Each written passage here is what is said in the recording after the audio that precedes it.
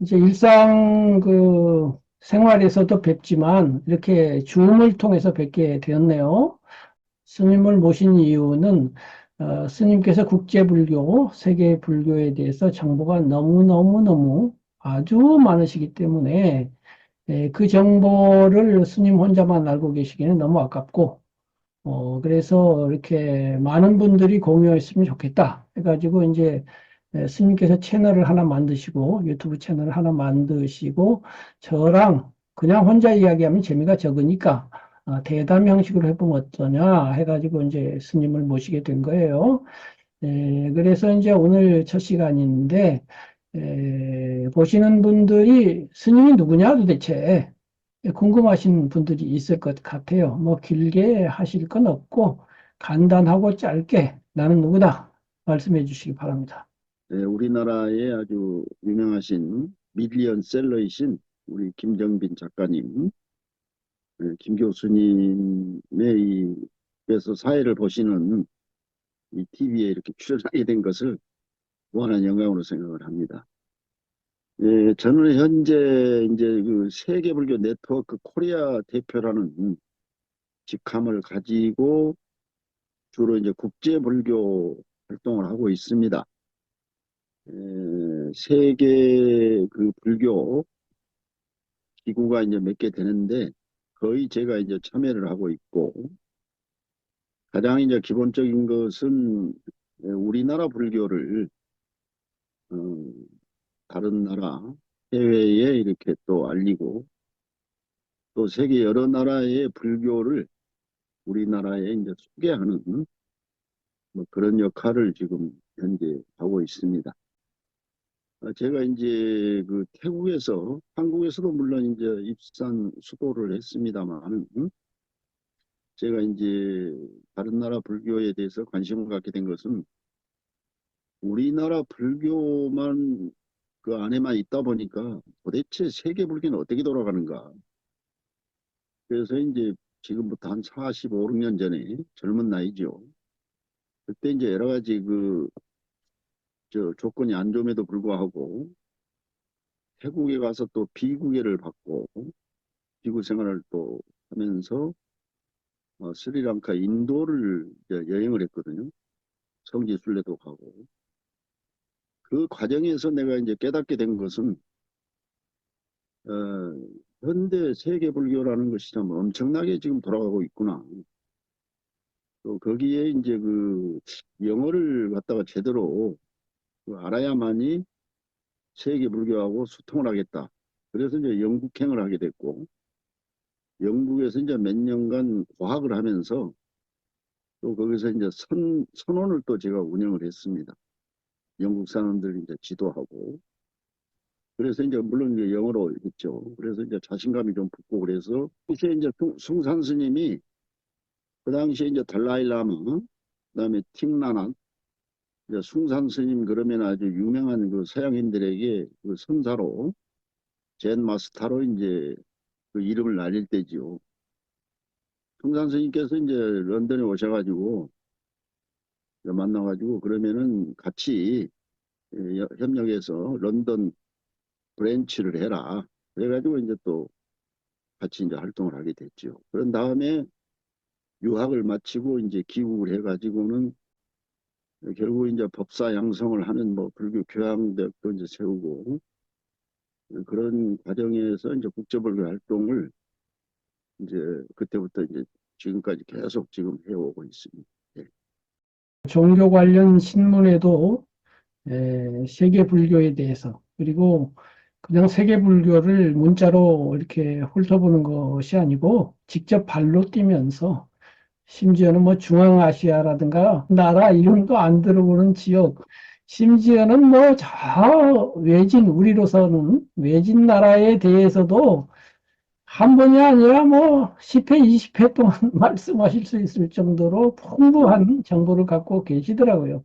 그래서 그 많은 말씀을 이제 어디서부터 풀어볼까 이런 이야기인데, 제일 먼저 인도 불교부터 봤으면 좋겠어요. 불교인에게 있어서 부처님이 탄생하신 지역이죠. 정확하게는 현재로서는 네팔과 인도가 분별돼 있지만 결국은 인도 권역이니까요. 동부 인도에서 태어나셔가지고 이제 활동을 하셨고 또 불교가 많이 부흥이 되어서 아소카 대왕 이후로는 인도 전역에 불교가 없는 곳이 없을 정도로 번성을 하다가 여러 이유, 그 이유와 과정에 대해서도 나중에 이제 설명을 하시겠습니다만은 어쨌든 여러 이유로 인도에서 불교가 거의 쇠멸 지경까지 갔죠.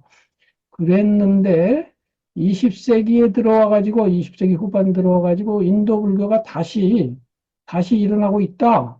일어나는 정도가 아니라 아주 부흥기를 맞아서 활발하다. 아주 역동적이다. 이런 얘기 듣고 있어요. 그래서 오늘 그 이야기를 좀 듣고 싶은데요.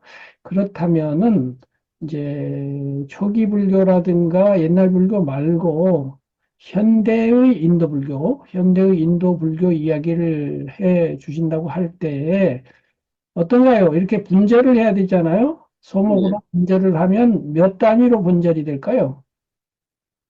우선 그 현대 인도 불교를 이해하려고 하면은 우선 먼저 이제 브리티시 인디아, 영국령 인도를 우리가 먼저 이제 이해를 해야 되고, 그다음에 또 두 번째는 이제 인도학으로서의 불교, 또 이제 그다음에 이제 불교 개종운동, 그다음에 이제 카스트 철폐와 신불교 운동 이렇게 우선 네 가지 파트로 나눠 가지고 좀 이제 살펴봄으로써 현대 불교, 현대 인도 불교의 이제 서막이 시작이 된다 이렇게 이제 생각이 됩니다. 그래서 우선 첫 번째 시간으로는 이제 브리티시 인디아, 그래서 그 첫 번째 시간 브리티시 인도에 대해서 예, 무굴지구, 동인도 회사, 세포 예, 환경 이 세 분절로 말씀하시겠다고 하는데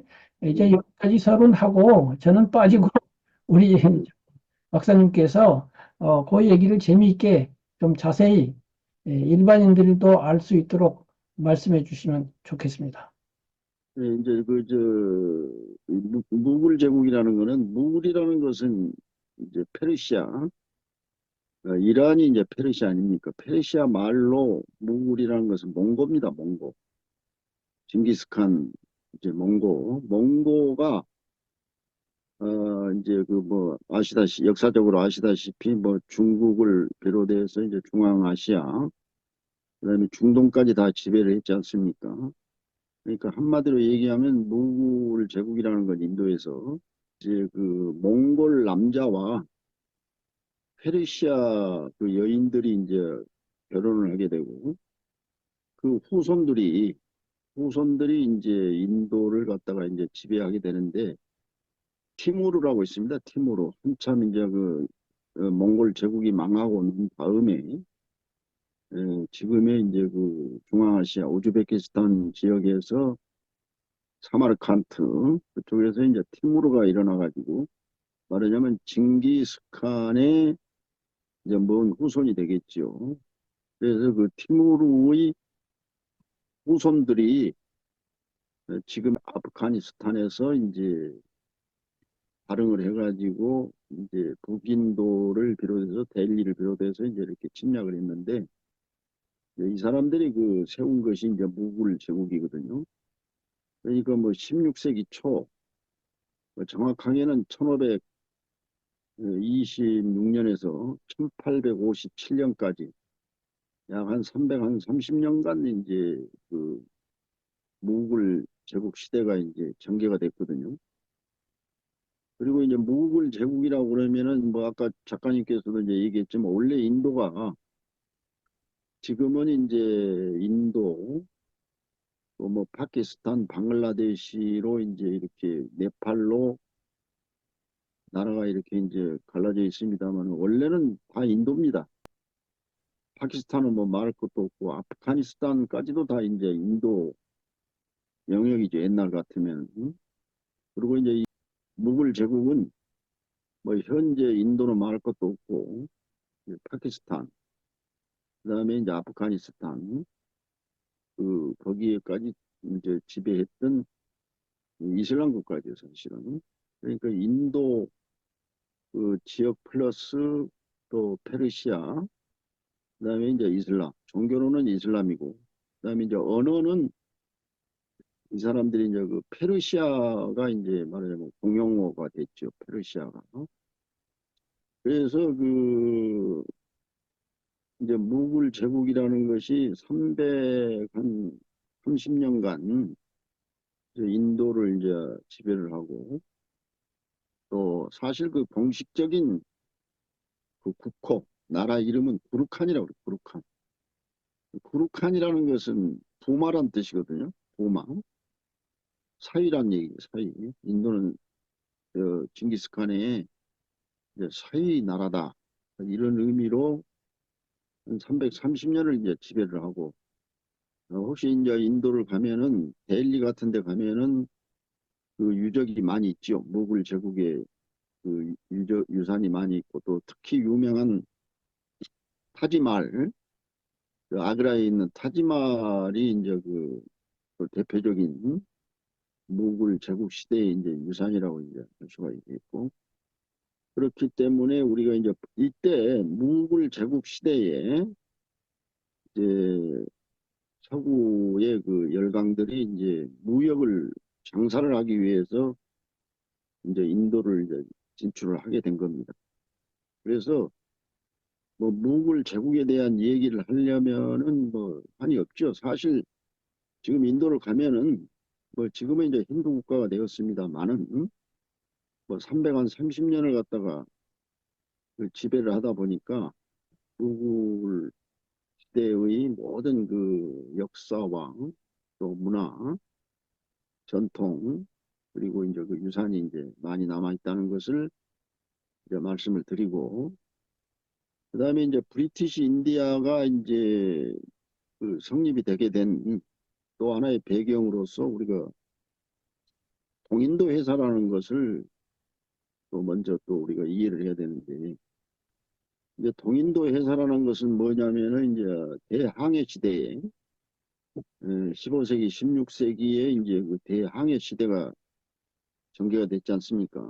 그러니까 유럽이라는 것이 지중해 안에서만 놀다가 이제 대서양을 통해서 이제 아메리카를 이제 발견을 하게 되고 그쪽에 또 진출하게 되고 또 뭐 포르투갈이라든지 스페인이라든지 이런 나라들이 아프리카를 서안을 돌아서 이제 아라비아 해로에서 인도양으로 태평양까지 이렇게 계속 진출하게 되거든요. 이것이 이제 대항해 시대인데 이제 그것을 이제 항해 시대를 맞이해서 이제 아시아하고 무역을 이제 독점하기 위해서 이제 세워진 회사들이거든요.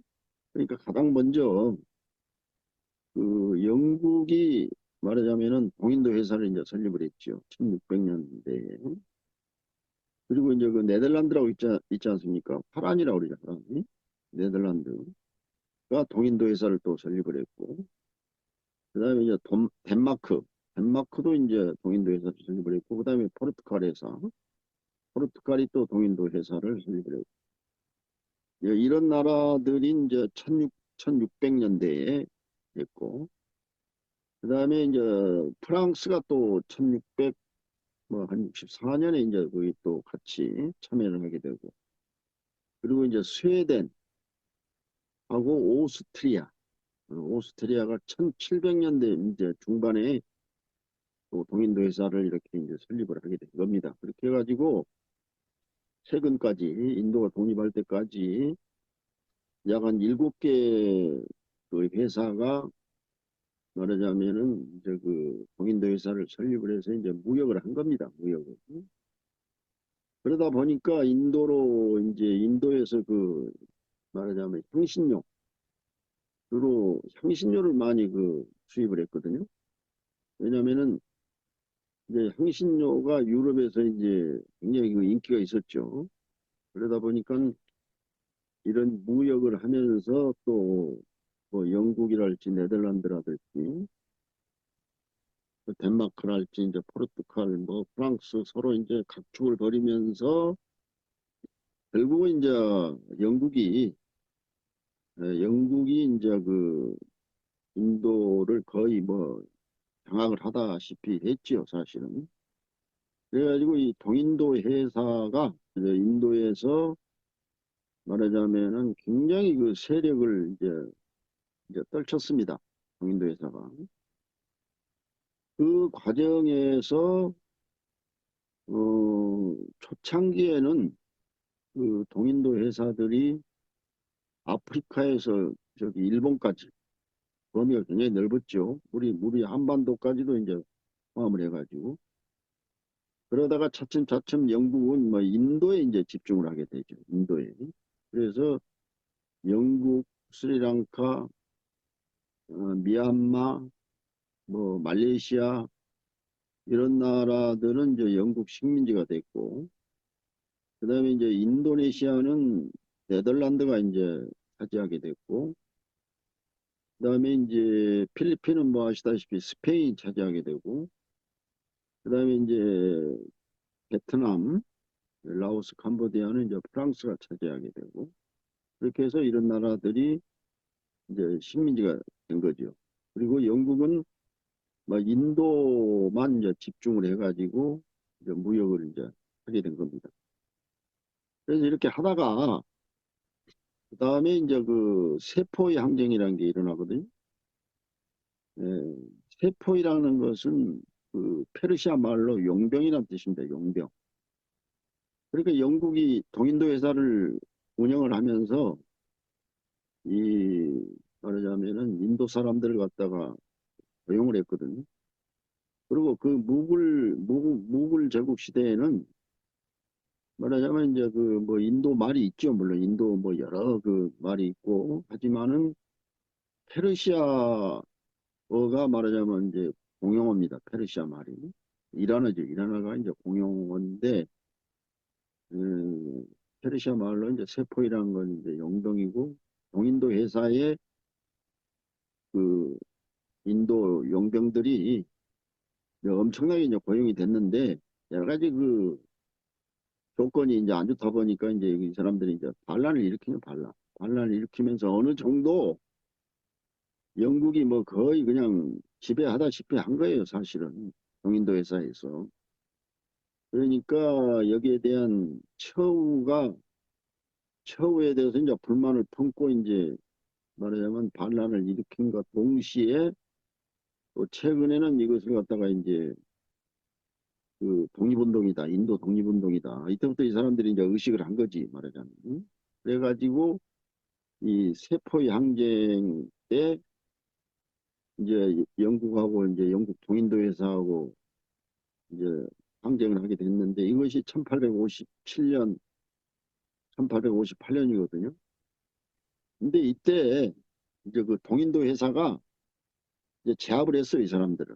예, 제압을 해가지고 완전히 그냥 그 용병들을 갖다가 이제 제압을 하게 되고 이때 이제 완전히 그 인도를 갖다가 이제 말하자면 점령을 하게 된 겁니다.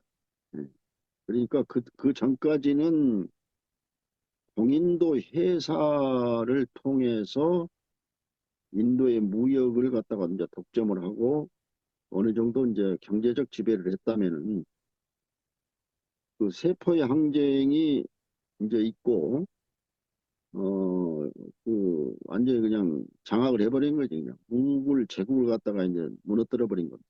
이때 영국 브리티시 엠파이어 에, 영국 그 제국이 바로 인도를 갖다가 그냥 직할 식민지로 만들어 버린 겁니다. 이때부터 이제 사실은 인도 제국 예, 인디안 엠파이어라는 것은 다시 말해서 이제 영국령 브리티시 인디아가 이제 돼버린 겁니다.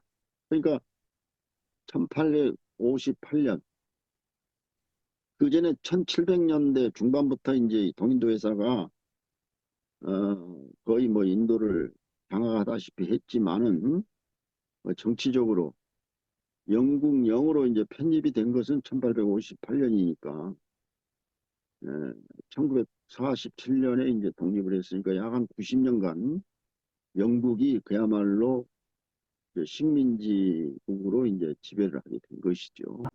그래서 지금까지 브리티시 인디아, 영국이 대항해 시대에 인도로 진출을 해서 처음에는 동인도 회사를 중심으로 경제적으로만 장악을 하다시피 했는데 세포의 항쟁 그 계기로 아예 정치적으로 식민지로 만들어버리는 그리고 그 이후 90년이 있었다.